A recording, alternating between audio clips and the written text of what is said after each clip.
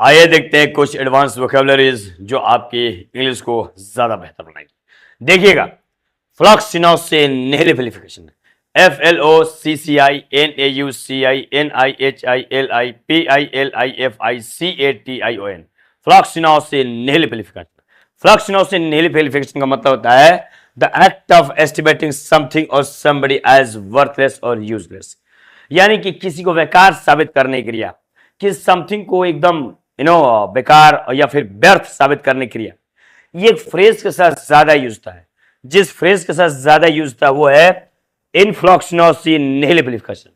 इनफ्लॉक्सिनोसी निहिलिफिकेशन का मतलब होता है व्यर्थ या फिर बेकार।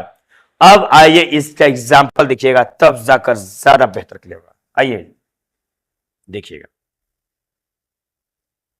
यस, ये देखिए, वट एवर यू सेड, जो कुछ भी आपने कहा इन द मीटिंग, मीटिंग में, वॉज इन फ्लॉक्सिनोसी निहिलिफिकेशन, यानी कि जो कुछ भी आपने कहा मीटिंग में वो था क्या?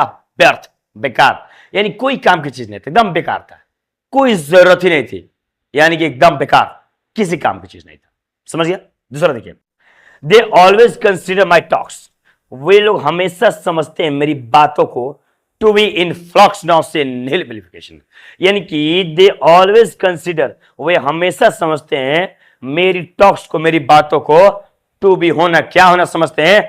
इन फ्लॉक्सिनोसी निहिलिफिकेशन, यानी कि बेकार समझते हैं, व्यर्थ समझते हैं, यानी कि वे लोग हमेशा मेरी बातों को बेकार और व्यर्थ समझते हैं। जी, मुझे उम्मीद है ये वोकैब्स आपको क्लियर होगा और ये अपने आप में काफी एडवांस्ड और लॉन्गेस्ट वर्ड है। इंडियन डिक्शनरी से लेकर आप किसी फॉरेन कंट्री में जाइए तो सबसे लॉन्गेस्ट है।